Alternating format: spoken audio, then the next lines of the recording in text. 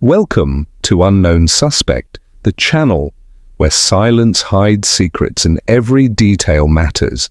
Join legendary detective Hercule Poirot as he unravels mysteries built on deception, logic, and the power of observation.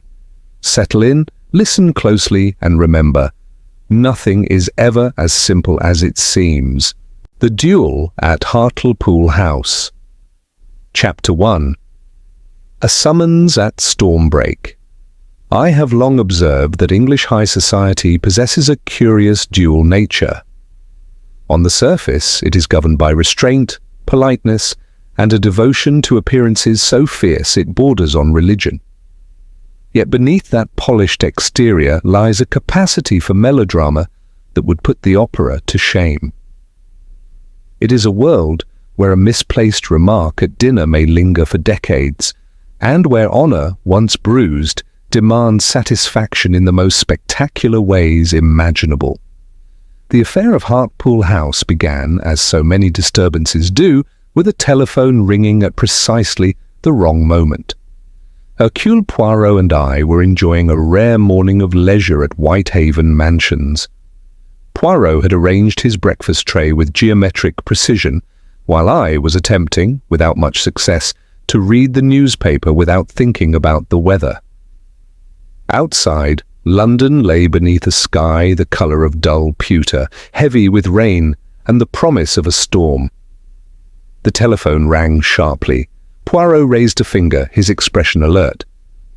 "Hastings," he said, "when the telephone rings with such urgency before 9 o'clock, it is never good news, it is mischief wearing perfume." He lifted the receiver and listened in silence, his face composed but intent. I watched his eyebrows rise a fraction, then settle again. He murmured a few courteous replies, replaced the receiver carefully, and turned toward me with the faint, dangerous smile I had learned to recognize. "We are invited to the countryside," he announced. "Invited?" I asked. "Or summoned?" Poirot inclined his head. There exists, mon ami, a very English tone of voice that pretends to invite while in fact it commands. The Countess of Hartlepool employs it to perfection. I blinked. Lady Venetia Temple Barrett? The Lady Hartlepool? "The very same." I let out a low whistle. Lady Venetia's reputation preceded her like distant thunder. Flame-haired, sharp-tongued, and entirely aware of her effect on any room she entered, she was admired, feared, and gossiped about in equal measure. She possessed the rare talent of making enemies without ever appearing to do so deliberately. "She's notorious," I said. Poirot smiled mildly. "I prefer the word formidable." Both descriptions, I reflected, were accurate. "And what does Lady Hartlepool want with us?" I asked. Poirot folded his napkin with meticulous care. "Apparently, Hastings, she and another lady of distinction have attempted to kill one another." I stared at him. "Good Lord." "With pistols," Poirot added thoughtfully. "With pistols?" I repeated. "As in actual pistols, at dawn?" "Precisely." The storm outside chose that moment to rumble, as though approving of the drama. We departed London within the hour. By the time we reached Hampshire, rain swept across the countryside in silver sheets, blurring hedgerows and fields into a single, restless wash of green and grey. Hartlepool House emerged from the mist like a brooding monument, vast, stone-built and faintly offended by the weather. The house itself seemed to embody aristocratic confidence, wide steps, tall windows, and a grand entrance hall large enough to echo even the softest scandal. Lady Venetia awaited us at the top of the staircase, dressed in a champagne-coloured morning gown that suggested she regarded the events of dawn as an inconvenience rather than a catastrophe. Her famous red hair was arranged with deliberate carelessness, as though pinned up by inspiration rather than effort. She descended toward us with theatrical warmth. "Monsieur Poirot, Captain Hastings, thank heavens you've come," she exclaimed. I am persecuted, misunderstood, and most unforgivably, people are taking Aurelia's side." Puarro bowed. "We are at your service, madame, but perhaps you might begin with the pistols." She waved a hand airily. "Oh, that. Really, Puarro, it was nothing more than a formality, a gesture of honor." "A gesture involving firearms?" I murmured. Lady Venetia smiled at me, as one might smile at a well-meaning child. "Captain Hastings, you look sensible. You understand how these things go. Women of temperament cannot be expected to remain calm when confronted with a man who makes sport of admiration." I hesitated. "And who is the man in question?" Her expression sharpened. "Rupert Delacroix." The name was not unfamiliar. Delacroix was one of society's more dazzling hazards, handsome, charming, perpetually in debt, and entirely aware of his own appeal. Newspapers chronicled his romances with relish and his financial troubles with thinly veiled amusement. "He managed," Lady Venetia continued, "to involve himself with both Lady Aurelia Westmarch and myself in a manner so undignified that honour demanded resolution." "By shooting at one another?" Puarro asked gently. "Near one another," she corrected. "Neither of us intended harm." At that moment a voice drifted down the staircase, cool, controlled, and edged with disdain. "Venetia, do stop dramatizing." Lady Aurelia Westmarch appeared, descending with composed grace. Tall, dark-haired, and severe in a perfectly tailored riding habit, she looked every inch the opposite of her rival. Where Venetia burned, Aurelia froze. "Monsieur Puarro," Aurelia said with a slight nod. "Captain Hastings." "We understand there has been a duel," Puarro said. "A misunderstanding," Aurelia replied, "exaggerated beyond reason." "You nearly shot me," Venetia snapped. "I aimed at your hat," Aurelia returned calmly. Puarro regarded them both. "And Monsieur Delacroix?" Aurelia's jaw tightened. "He fled before either of us could properly address him. He claimed he would return later this morning to apologize." Poirot's eyes narrowed slightly. "And has he returned?" "No," she said. It was then that Poirot straightened. "In that case," he said softly, "we must see the place of this duel." The four of us stepped out into the damp morning. The lake lay still beneath the brooding sky, the clearing marked by footprints, and spent bullets lodged harmlessly in a tree. Poirot examined the ground carefully. "An affair of honour," he murmured. "Yes, but not the end of the matter." Then his gaze shifted to the reeds. "Hastings," he said quietly. "Come." And as I followed him forward, a dreadful certainty settled over me that this elegant morning farce had already transformed into something far darker. Chapter 2. The Man by the Water. For several seconds after Poirot spoke, none of us moved. The clearing by the lake seemed to hold its breath, as though the landscape itself sensed that something irreparable had occurred. The rain had eased into a fine mist, clinging to our coats and veils, and the water lay unnaturally still, too calm for a morning that had already seen pistols fired in anger, however ceremonial that anger had been. The reeds whispered softly at the lake's edge. At first, I could not make sense of what I was seeing. There was the dark shape of a man half concealed among the reeds, one leg awkwardly twisted, a boot sunk deep into the mud. His coat was rumpled, his hat nowhere in sight. He lay at an angle that immediately troubled the eye, not the posture of rest, nor even of a simple fall. Lady Venetia gasped sharply. "No," she said. "No, that's impossible." Lady Aurelia's composure cracked for a single heartbeat. Her hand rose to her lips, though her face remained pale and rigid, as if carved from stone. Poirot stepped forward without haste, his manner respectful, almost reverent. He knelt beside the body, careful not to disturb the ground around it. I followed, my stomach tightening with a sensation I had come to know far too well. Rupert Delacroix, I murmured. Yes, Puarro replied quietly. And he has been dead for some little time? Lady Venetia shook her head violently. He was alive when he ran from us, perfectly alive. He was shouting, swearing even. I do not doubt it, madam, Puarro said gently. But life, alas, can depart very quickly. He examined Delacroix with his usual precision. There was no sign of a gunshot wound. The pistols from the duel had done their theatrical work and nothing more. Poirot's gaze lingered on the man's temple, then on the unnatural angle of his arm. This was no Duel's work, he said at last, nor was it an accident. I crouched beside him, fighting the urge to look away. What makes you so certain, Poirot? He gestured to the ground. Observe the soil near his heel. I leaned closer. The mud was smeared in a long, uneven drag. He was pulled, I said slowly. Precisely. Monsieur Delacroix did not collapse where he was struck. He was moved, dragged into the reeds, perhaps in the hope that water and plants would conceal him. Lady Venetia's voice trembled.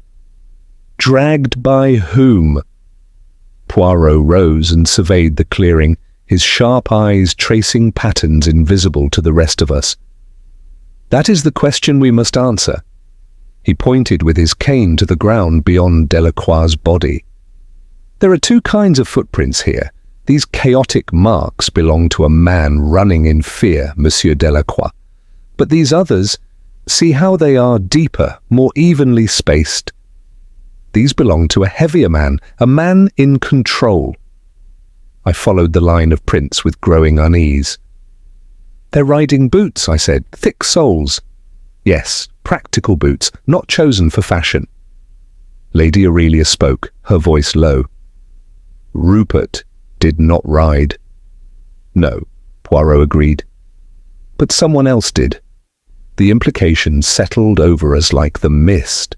Someone had followed Delacroix after the duel, or perhaps awaited him.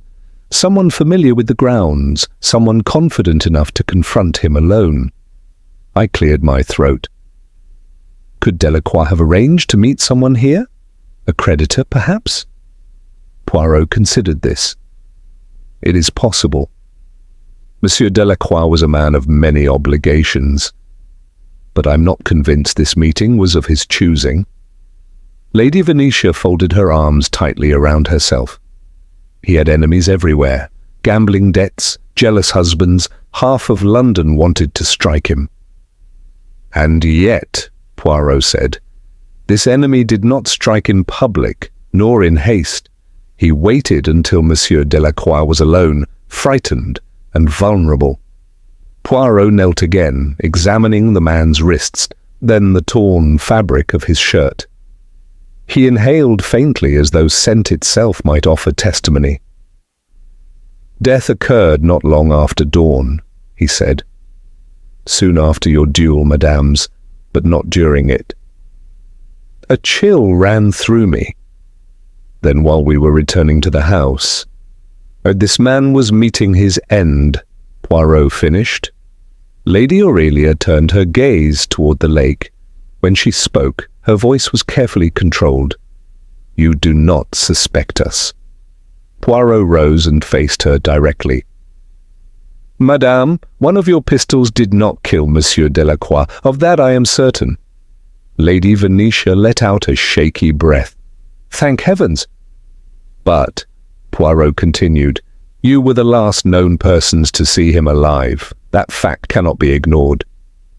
A heavy silence followed. Even the birds seemed to have abandoned the morning. Puarro straightened and brushed mud from his glove. We must summon the local constable at once. And then? Lady Venetia asked. And then, Puarro said, we returned to the house. I looked back at Hartlepool House, its stone facade looming beyond the trees. For the first time, it no longer appeared merely grand. It looked watchful. Why the house? I asked. Poirot tapped his cane thoughtfully. Because shoes, Hastings, are excellent witnesses. They remember where a man has walked, and in a house of this size, someone has walked where he should not. Lady Aurelia frowned. You think the killer was inside Hartlepool House? Poirot's eyes narrowed. I think the killer knew Hartlepool House. The mist thickened, curling around the reeds like pale fingers. Lady Venetia shivered. This was meant to be absurd, she said softly. A ridiculous gesture, pistols at dawn, a scandal to laugh about later. Poirot regarded her with quiet sympathy. Madame, many tragedies begin as farce. We turned away at last, leaving Rupert Delacroix where he lay, a man whose charm had finally failed him. As we walked back toward the house, thunder rolled again in the distance, not loud, but persistent, like a warning that the worst was yet to come. Behind us, the lake remained silent, guarding its secrets for just a little longer. Chapter 3. The House with Too Many Secrets. Hartlepool House had the disagreeable air of a place that knew it was being judged. As we approached across the damp lawn, rain stippled the gravel path and darkened the stone steps, while the tall windows gazed down at us with what I could only describe as aristocratic disapproval.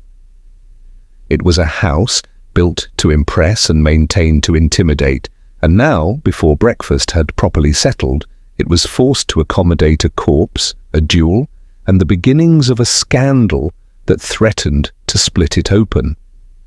Lady Venetia swept through the front doors ahead of us, her shoulders stiff, the silk of her gown whispering irritably with each step. Whatever confidence she had worn at dawn had begun to fray at the edges. Lady Aurelia followed more slowly, her posture immaculate, her gloved hands clasped before her as though bracing herself against an unseen blow. Poirot paused on the threshold, his gaze drifting upward along the vaulted ceiling of the entrance hall. Hartlepool House, he murmured, is constructed for grandeur, Hastings, but grandeur makes a very poor hiding place. For what? I asked. For the truth, he replied. Inside, the house hummed with restrained panic. Servants moved too quickly, avoiding one another's eyes, whispering behind gloved hands. A footman vanished the moment Lady Venetia appeared, while a maid lingered near the staircase, her face pale and anxious. Poirot approached her with his usual courtesy. Mademoiselle, has anyone left the house this morning? She startled. Left, sir? No, sir, not that I've seen. And has anyone entered since dawn? She hesitated, then shook her head. No, sir. Poirot inclined his head. Thank you. That will be all. The maid fled as though relieved to escape the weight of his attention. Lady Venetia spun on her heel. Poirot, what exactly do you intend to do? The constable will arrive soon enough. Ah, Poirot replied mildly, but we must act before he does. Act how?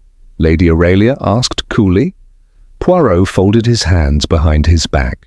Madames, I require 3 things: the truth, your cooperation, and the whereabouts of every member of this household since dawn. Lady Venetia scoffed. Really, Poirot? He silenced her with a small, polite bow. Madame, you summoned Hercule Poirot. Permit me to earn the trouble. She bit back her retort and turned away, clearly displeased. We followed Poirot down a long corridor lined with ancestral portraits, stern men in military dress, and women draped in silk, all gazing down upon us with expressions that suggested they had seen worse scandals and survived them. The air felt colder here, as though secrets had settled into the walls and refused to leave. Poirot stopped before a side door. Monsieur Delacroix slept here, he said. Therefore, Hastings, the threads of this affair begin in this room. He opened the door. The guest chamber was immaculate. A suitcase rested neatly on its stand, a fresh shirt laid out for the morning. A silver-backed hairbrush and comb were aligned with military precision. The window stood slightly ajar, allowing the damp scent of rain to stir the curtains. Puarro scanned the room, his eyes sharp and restless. "Observe, Hastings." "I see nothing unusual," I admitted. "Exactly," he replied. "You see an absence. An absence of what? Of haste, of disorder, of a man preparing to flee." He crossed to the writing desk. A few unopened envelopes lay beside an inkwell and pen. Puarro examined the blotting pad. "No recent writing?" he murmured. He did not leave a note. He did not begin a letter. "He had little time," I said. "Just so, and that troubles me." From the doorway, Lady Aurelia spoke. "What are you implying?" Puarro turned to her. "I imply that Monsieur Delacroix left this room in agitation, yet someone wished him to remain calm, to return, perhaps." Lady Venetia stepped forward. "Return to whom?" Puarro did not answer. Instead, he moved to the wardrobe and opened it. Inside hung Delacroix's evening clothes, hats arranged neatly above. Beneath them, a pair of polished boots stood side by side. Puarro crouched and touched them lightly. "Ah." "What is it?" I asked. "These boots are dry," he said. "Yet Monsieur Delacroix ran through wet ground this morning." "He may not have worn them," Lady Venetia said. "No, he wore his walking shoes." Puarro pointed toward the door. "And those shoes are damp with mud." A slow understanding dawned. "They were returned," I said. "Yes," Puarro replied, "and placed very carefully on the mat." Lady Venetia went pale. "You're saying someone came back to his room after he died?" "To hide something," Lady Aurelia said quietly. "Or to take something," Puarro agreed. Footsteps echoed in the corridor. Creswell, the butler, appeared, his expression strained. "Monsieur Puarro," he said, "the village constable has arrived." Puarro nodded. "Very good. He may wait." Creswell hesitated. "There is something else, sir. One of the maids reports a disturbance in the east corridor." Poirot's posture sharpened instantly. "A disturbance of what kind?" "A broken vase and muddy footprints." Poirot's eyes gleamed. "Messieurs, madames, we go at once." We followed him through the twisting hallways as rain tapped insistently against the windows. A sense of unease grew with every step, the feeling that Hartlepool House itself was shifting, rearranging its secrets in response to our presence. As we walked, I could not escape the certainty that someone within these walls had already begun to cover their tracks, and that Puarro was very close to uncovering where they led. Chapter 4. Footprints in the East Corridor. The East Corridor of Hartlepool House possessed a character altogether its own. Unlike the grand hallways nearer the front of the house, this passage was narrower, more utilitarian, its walls adorned not with proud ancestors but with subdued landscapes and hunting scenes whose colours had dimmed with age. Tall windows overlooked the rear gardens, and rain traced thin, restless lines down the glass, blurring the view beyond. The broken vase lay near the far end of the corridor, its porcelain fragments scattered across the patterned rug like fallen teeth. A splash of muddy water stained the carpet, and nearby, unmistakable even to my untrained eye, were footprints. Puarro stopped short, lifting one gloved hand. "Careful, Hastings, we must not add our own signatures to this gallery." Lady Venetia pressed a hand to her temple. "That vase belonged to my grandmother." Puarro inclined his head sympathetically. "Then it has played its part bravely in the service of justice, madame." He bent low, studying the marks with intense concentration. The footprints were heavy, the tread deep and well-defined. "Riding boots," he murmured again, "the same soles as those by the lake." Lady Aurelia frowned. "This corridor leads only to the old guest wing. It is rarely used. Rarely, Puarro echoed, but not never. He followed the trail slowly, counting steps, noting the way the prints faltered briefly near the window before resuming with renewed purpose. "Here," he said, tapping the floor lightly with his cane. The man paused. He hesitated. "Why?" I asked. Puarro glanced toward the window. To look outside, or to listen. The corridor ended at a small sitting room, once elegant, now faded. A fire burned low in the hearth, its warmth fighting unsuccessfully against the chill dampness. The muddy footprints crossed the threshold and vanished abruptly near a side table. Puarro's brows lifted. "Ah, the trick of the careful criminal?" "What trick?" Lady Venetia asked. "He removed his boots," Puarro replied. "He wished to walk softly and cleanly from this point onward." My unease deepened. "Then he was already inside the house?" "Yes," Puarro said. "And comfortable enough to behave as though he belonged." Lady Aurelia's voice sharpened. "You're suggesting a member of my household is a murderer?" Puarro met her gaze steadily. "I suggest only that someone within these walls wished Monsieur Delacroix silenced." He examined the side table. A drawer stood slightly ajar. Puarro opened it to reveal a folded paper and a small leather-bound notebook. Lady Venetia inhaled sharply. "That notebook, it belongs to Rupert." Puarro handled it delicately, opening to the first page. His expression did not change, but I saw the tightening around his eyes. "Debts," he said. "Names, dates, sums of money." Lady Aurelia leaned closer. "Who are the names?" Puarro closed the notebook. "That knowledge, madame, must wait." He turned as footsteps approached. Creswell appeared again, this time accompanied by Constable Briggs, a stocky man with a red face and an expression already tinged with suspicion. "Morning," Briggs said gruffly. "I hear there's been trouble?" Puarro greeted him warmly, as though nothing delighted him more than the intrusion of local authority. "Ah, Constable Briggs, you arrive at a most interesting moment." Briggs eyed the broken vase and muddy carpet. "This don't look like no duel." "Indeed," Puarro said, "it looks like murder." Briggs cleared his throat.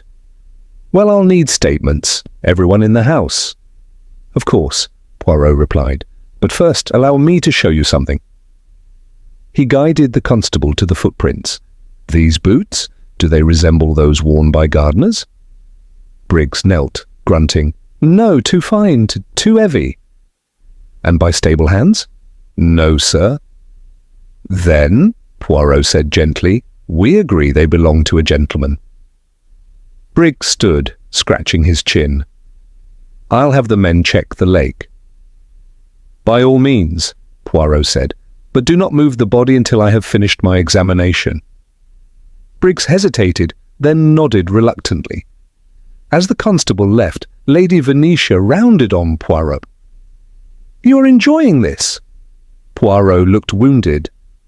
"Madame!" "Enjoyment is not the word. I am merely attentive." "Someone is dead," she snapped. "And you're cataloguing boots and vases?" Puarro's voice softened. "Because those boots and that vase speak when people do not." Lady Aurelia turned away, her face pale. "You believe Rupert was lured back here?" "Yes," Puarro replied, "or he came seeking protection." "From whom?" Puarro did not answer. Instead, he crossed to the fireplace and poked gently at the embers with his cane. Something metallic clinked softly. He reached in carefully and withdrew a scorched object, a cufflink, blackened by fire but unmistakably elegant. Lady Venetia gasped. "I recognize that." Puarro examined it. Gold engraved, initials removed, but not entirely erased. He held it up to the light. A faint mark caught the eye. "This cufflink did not belong to Monsieur Delacroix," Puarro said. Lady Aurelia's composure finally faltered. Whose did it belong to? Poirot's eyes moved thoughtfully around the room, then back to the corridor beyond. That, he said quietly, is what Hartlepool House is trying very hard not to tell us. Thunder rolled again, closer now, rattling the windows. The house seemed to shrink inward, as though bracing itself. As Poirot slipped the cufflink into his pocket, I understood with chilling clarity that the killer had not merely passed through these halls. They had lived within them, breathing the same air, sharing the same roof. And sooner or later Poirot would force them to step forward. Chapter 5. The Ledger of Quiet Threats. Hartlepool House settled into an uneasy stillness after the constable's departure, the sort of quiet that pressed upon the ears rather than soothed them. Rain slackened to a steady drizzle, and the muted clatter of crockery from the breakfast room sounded almost indecently normal in contrast to the discovery that had darkened the morning. It was there, amid the scent of tea and toast, that Poirot insisted we gather. "Routine," he said, seating himself with deliberate calm. "Routine reassures the innocent and unnerves the guilty." Lady Venetia declined food altogether, standing by the window with rigid posture. Lady Aurelia took her place at the table, composed to the point of fragility, as though careful etiquette might hold chaos at bay. Creswell hovered near the sideboard, ready to vanish at the slightest command. Poirot folded a napkin with precise movements. "Now," he began, "we shall speak plainly." No one interrupted. "Last night," he continued, "Monsieur Delacroix attended dinner, retired to his room, and slept beneath this roof. At dawn, he engaged in a duel, an absurdity perhaps, but not a crime.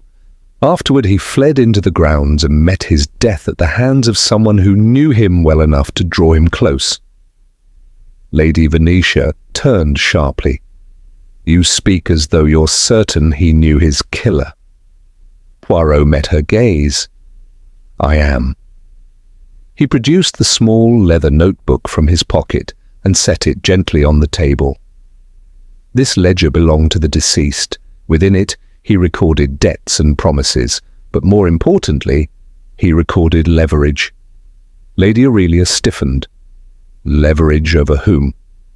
Poirot did not answer at once. Instead, he opened the book and turned a page. Here, for example, a sum advanced to a gentleman of title, marked urgent and discreet. No repayment recorded? Lady Venetia's lips thinned. Many people borrow discreetly. Indeed, Poirot agreed. But Monsieur Delacroix was not a banker. He did not lend from kindness. I leaned closer, peering at the cramped handwriting. These notes, some entries are circled. Yes, Poirot said. Circled names are those who feared exposure. Creswell cleared his throat. Begging your pardon, sir, but I don't see how this concerns the household. Poirot smiled faintly. On the contrary, it concerns it very much. He turned another page. Here is an entry dated 3 weeks ago, a large amount, marked final warning, and beneath it, an address. Lady Aurelia rose slowly from her chair. That address is private. Poirot closed the notebook. And yet Monsieur Delacroix possessed it. Silence fell like a curtain. Outside, a crow cried sharply, the sound carrying through the damp air. Lady Venetia broke the stillness. Are you accusing someone here of blackmail? Poirot inclined his head. I suggest that Monsieur Delacroix practiced it. She laughed bitterly. Then he finally overplayed his hand. Possibly, Poirot said, but consider the method of his death. It was not reckless, it was restrained. The killer sought to erase a problem, not to vent rage. Lady Aurelia's voice came out thin. You make it sound reasonable. Poirot regarded her thoughtfully. Crime often appears reasonable to the one who commits it. A maid entered hesitantly, whispering something to Creswell, who nodded and withdrew. Puarro watched this exchange with keen interest. "Another detail," Puarro said. "The muddy boots we traced through the east corridor were removed with care. The man who wore them intended to remain in the house afterward, unnoticed." "And you believe he succeeded?" I said. "For a time," Puarro replied. "Yes." Lady Venetia crossed the room, agitation finally breaking through her hauteur. "You speak of he as though you're certain it was a man?" Puarro spread his hands. "The boots suggest it, as does the strength required to move the body." She stopped short, breathing hard. "Then name him." Puarro shook his head. "Not yet." Lady Aurelia returned to her seat, fingers gripping the edge of the table. "You're waiting for something." "Confirmation," Puarro said, "and motive made visible." He turned to me. "Hastings, would you be so kind as to fetch the household register from the study?" I did as asked, retrieving the leather-bound book that listed staff movements and duties. Puarro leafed through it, comparing dates with entries from Delacroix's ledger. "Interesting," he murmured. "Very interesting." "What have you found?" Lady Venetia demanded. "A coincidence," Puarro replied, "or rather the absence of one." He tapped a page. "One gentleman left the house briefly before dawn, recorded as checking the stables. His return is noted, but the hour is vague." Lady Aurelia's face drained of colour. "That is a trivial oversight." Puarro closed the register. "Trivial oversights accumulate, madame. Eventually, they speak." He rose, smoothing his jacket. "Now we shall visit the stables." Rain greeted us again as we crossed the yard, the air sharp with the smell of wet hay and leather. The stable doors stood open, lanterns swaying gently. Puarro knelt in the straw, examining the ground with the devotion of a scholar before an ancient text. "Here," he said, "fresh impressions beneath older ones." I crouched beside him. "Boots?" "Boots," Puarro confirmed. "The same pattern. The wearer cleaned them, but not well enough." Lady Venetia shuddered. "You mean he came back here after ensuring Monsieur Delacroix would not speak again," Puarro said quietly. Thunder growled overhead, closer now, as though the sky itself leaned in to listen. Puarro stood and brushed straw from his knees. "We approach the moment when silence becomes impossible."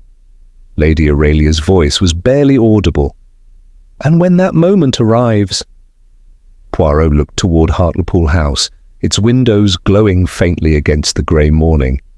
"Then," he said, "the truth will demand its due, and Hartlepool House will have no place left to hide it." As we turned back, I felt the weight of impending revelation settle upon us all.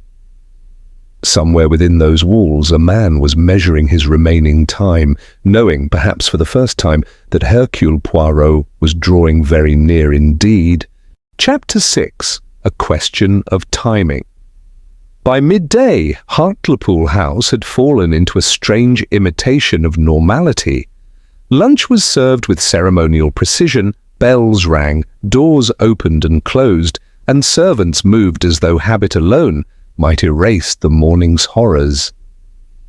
Yet beneath this orderly surface ran a current of anxiety so strong it was almost visible, like heat shimmering above stone. Poirot declined the meal. "An active mind," he explained politely, "digests better without distraction." Instead, he requested that all members of the household assemble in the long gallery at 3 o'clock. The announcement spread quickly, carried by whispers that grew more urgent with each retelling. A gathering summoned by Hercule Poirot was never a comfortable prospect. I found him alone in the library shortly before the appointed hour. Sunlight filtered weakly through the tall windows, illuminating rows of leather-bound volumes and casting sharp angles across the Persian rug. Poirot stood at the central table, arranging small objects with meticulous care. the scorched cufflink, a copy of Delacroix's ledger, a sketch of the boot tread, and the household register. "You look confident," I remarked. Puarro smiled faintly. "I look prepared, Hastings. Confidence comes later." "You know who did it." "I know who could not have done it," he corrected gently. "That is often more useful." He gestured for me to sit. "Consider the matter of time. Everyone speaks of opportunity, but opportunity is meaningless without precision." "Meaning?" "The murder occurred after the duel, yet before full daylight. During that interval, only one person was both unobserved and properly equipped." A bell tolled in the distance. "Come," Puarro said. "The house is ready to listen." The long gallery was an imposing space, high ceilings, tall arched windows, and portraits arranged with almost oppressive symmetry. Lady Venetia stood near one window, her expression taut. Lady Aurelia occupied a chair at the far end, hands folded, eyes watchful. Creswell hovered near the doorway. 2 footmen, a groom, and the housekeeper, Mrs. Alden, stood in a stiff line along the wall. Puarro took his place at the centre. "Mesdames et messieurs," he began calmly, "thank you for your patience. I regret the necessity of this assembly, but circumstances demand clarity." No one spoke. "Monsieur Rupert Delacroix," Puarro continued, "was not killed in a duel. He was killed because he represented a danger, one that had become intolerable." Lady Venetia shifted, but remained silent. The killer did not act impulsively. He followed Monsieur Delacroix, confronted him, struck him, and attempted concealment. These actions require composure. Puarro lifted the sketch of the boot tread. These boots were worn by a man accustomed to riding and outdoor work, but not by a servant engaged in labour that morning. The groom swallowed visibly. Puarro raised a hand. "Do not be alarmed. You are not accused." He turned instead to Creswell. "Monsieur Creswell, you keep the household register?" "Yes, sir." "You are meticulous." "I try to be." "And yet," Puarro said mildly, "there is an entry lacking exact time." Creswell's jaw tightened. "Yes." "Whose movement was that?" Before Creswell could answer, Lady Aurelia spoke. "It was my cousin, Edward Langford." A murmur rippled through the gallery. Puarro inclined his head. "Thank you, madame." "Monsieur Langford went to the stables before dawn." "Yes," Lady Aurelia said evenly. "He often does. He suffers from poor sleep." Puarro nodded. "And he rides?" "He does." Puarro stepped closer to the table and picked up the cufflink. "This was found in the east sitting room fireplace. It bears signs of intentional destruction." Lady Venetia drew in a sharp breath. "Edward wears cufflinks like that." Puarro held her gaze. "Indeed." Lady Aurelia rose slowly. "You have no proof?" Poirot's voice remained gentle. "Proof is a matter of accumulation." He opened Delacroix's ledger. "Monsieur Langford's name appears here, not once, but twice. Large sums, marked private." Lady Aurelia's composure wavered. "Those were loans." "Loans," Puarro agreed. "That had become threats." Edward Langford, who had been standing quietly near the wall, stepped forward. He was a tall man, impeccably dressed, his expression strained but controlled. "This is absurd," he said. "Rupert was a parasite. Everyone knew it." "Yet you paid him," Puarro replied softly. Langford's jaw tightened. "To protect my family." Puarro inclined his head. "From disgrace." Silence pressed in. "You went to the stables," Puarro continued. "You wore your riding boots. You encountered Monsieur Delacroix by the lake." Langford laughed sharply. "You imagine I murdered a man in broad daylight?" "No," Puarro corrected. "In poor light." He gestured toward the windows. "You struck him. He fell. You dragged him into the reeds. Then you returned to the house, removed your boots in the east sitting room, burned a cufflink that had torn loose, and placed Monsieur Delacroix's shoes neatly by his door to suggest he had left alone. Langford's face had gone grey. "That is a fantasy," Lady Aurelia said. Puarro turned to her. "Madame, the time discrepancy in the register, the bootprints, the ledger, the cufflink, and the fact that Monsieur Langford alone knew the east corridor well enough to avoid detection. These are not fantasies. They are facts." Langford's voice dropped. "You don't understand?" Poirot's expression softened. "On the contrary, I understand very well." Langford looked at Lady Aurelia, then at Lady Venetia. His shoulders sagged. "He was going to ruin us," he said quietly. "Letters, evidence. He demanded more money this morning, said the duel was irrelevant." Poirot nodded. "And you silenced him?" "Yes." The word fell heavily into the room. Lady Aurelia closed her eyes. Poirot stepped back, giving the man space. "Monsieur Langford, the constable will return shortly." Langford straightened, resignation settling over him. "I will wait." As the tension ebbed, I became aware of how tightly I had been holding my breath.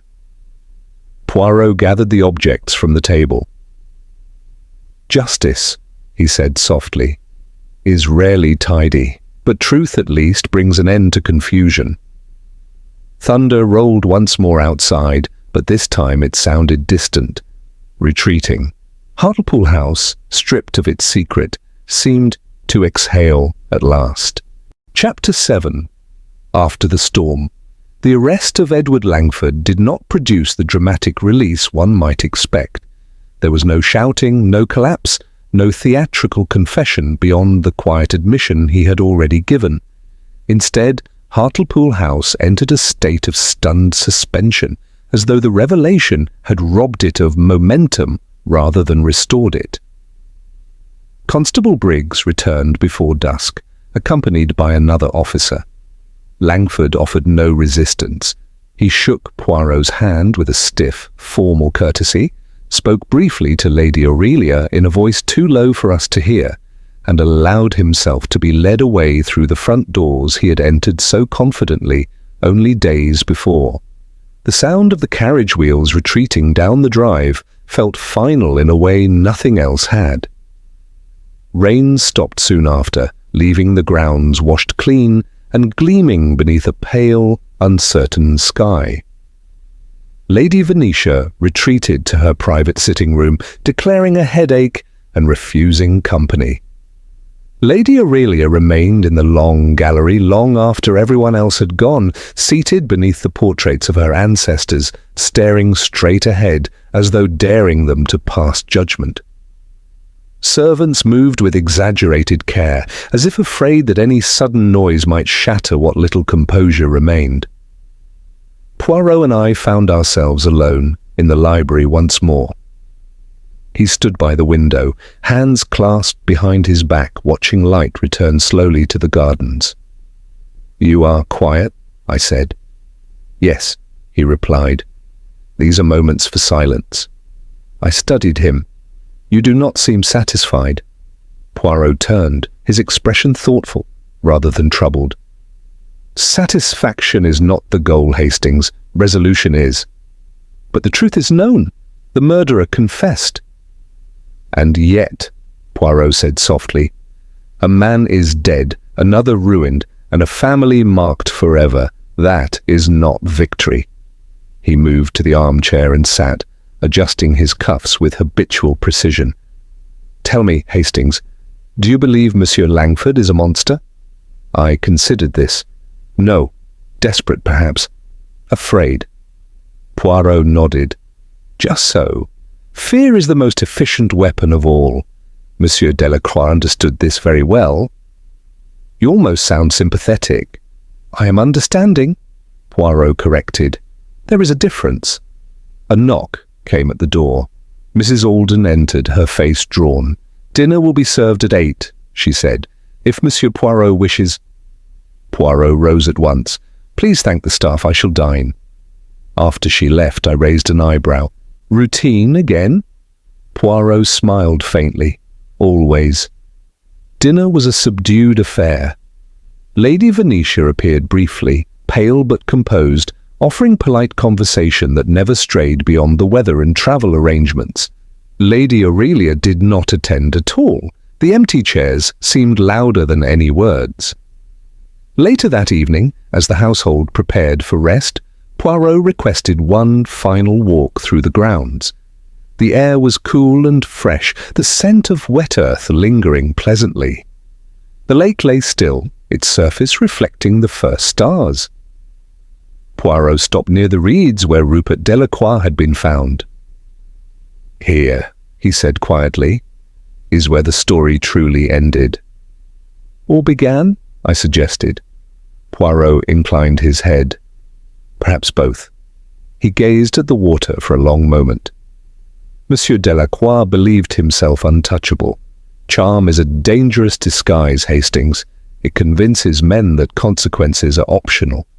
And yet, I said, he underestimated Langford. "No," Puarro replied. "He underestimated fear and time." We turned back toward the house, its windows glowing warmly against the darkness. "Will Lady Aurelia recover?" I asked. Puarro paused.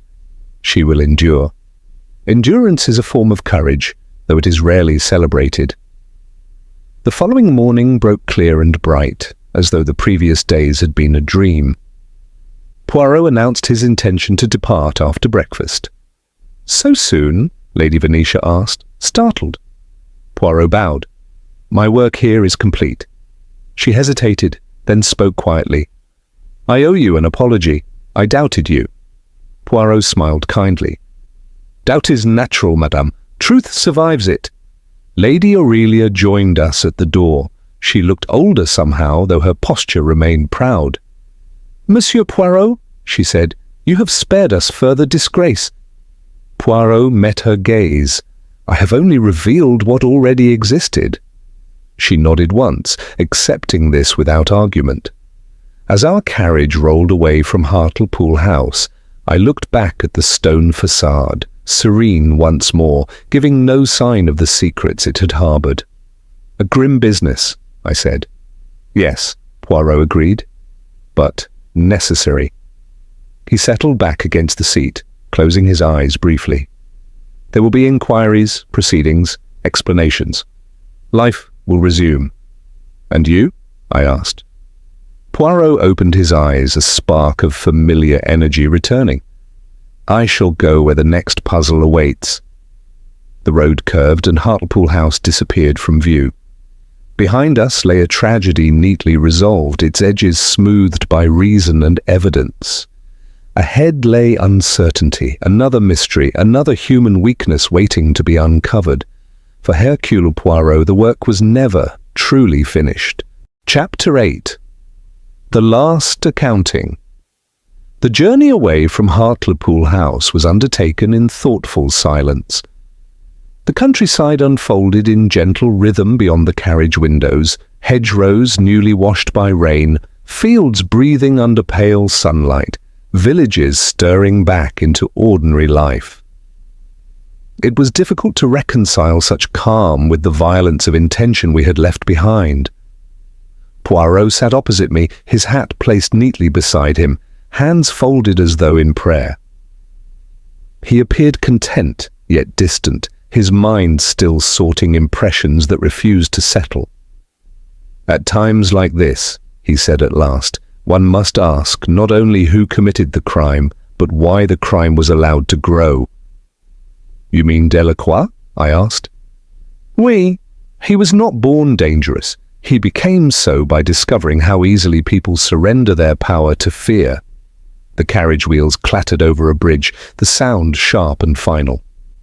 "Blackmail," Puarro continued, "is rarely about money alone. It is about control. Once a man believes another holds his fate, he begins to justify everything, including murder. I thought of Edward Langford's quiet resignation, the moment he had understood there was no longer any use in denial. "Do you think he regrets it?" I asked. Puarro considered, He regrets being caught. He regrets the necessity, but regret does not undo a choice. We arrived at the station shortly before noon.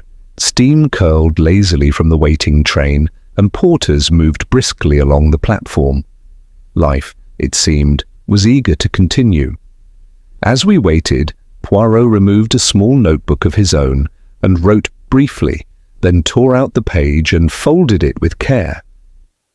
"What is that?" I asked. "A precaution," he replied. "I shall post it once we depart." "To whom?" "To someone who will ensure that certain documents of Monsieur de la Croix's are destroyed." "You mean the rest of his leverage?" "Yes," Puarro said quietly. "The dead should not continue to harm the living." I studied him. "That's not strictly your duty." Puarro smiled faintly.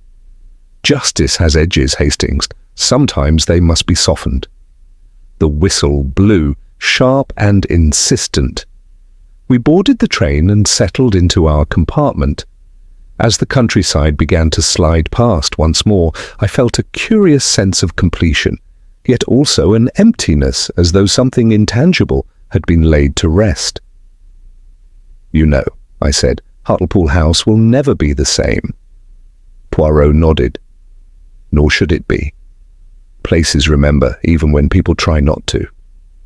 He leaned back, closing his eyes for a moment.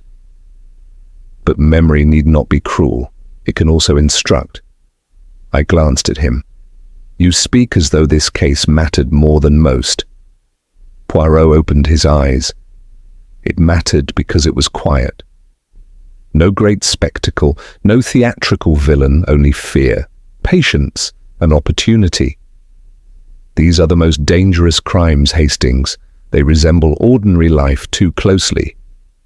The train gathered speed, the rhythm steady and hypnotic. "What will you remember most?" I asked. Puarro smiled thoughtfully. "The boots." I laughed despite myself. "Of course." "They told the truth without intention," he said. "Objects are honest witnesses. People rarely are." As afternoon light softened, Puarro grew more relaxed, discussing trivial matters, travel plans, mutual acquaintances, the quality of railway tea. Yet beneath the casual tone lingered the weight of what had passed.